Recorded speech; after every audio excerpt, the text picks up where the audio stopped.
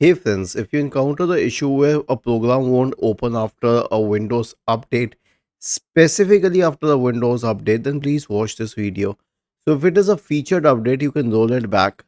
Right click on the start button, select settings from the menu, go to the Windows Update tab, select update history, click on uninstall updates, click on uninstall and then select uninstall once again. Okay, and the next one is to repair and reset the faulty app, though if the issues with the app. So let's say that the app is ShareX.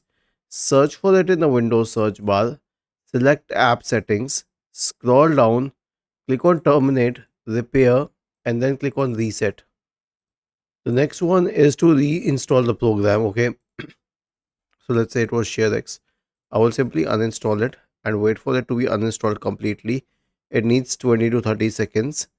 Then I will open the Microsoft Store, and in the Microsoft Store I will search for ShareX and I will hit enter, and I will wait for the page to load, and I'll click on ShareX and then I'll click on install. The next solution will be to what do we say? I think it's both the same. Uninstall any recently installed update or Windows feature update. So basically, you can simply reset, repair the and reinstall the program and roll back the update. Was this helpful? If yes, then please subscribe to the channel. If not, then let us know in the comment section of the video on how we could help you further.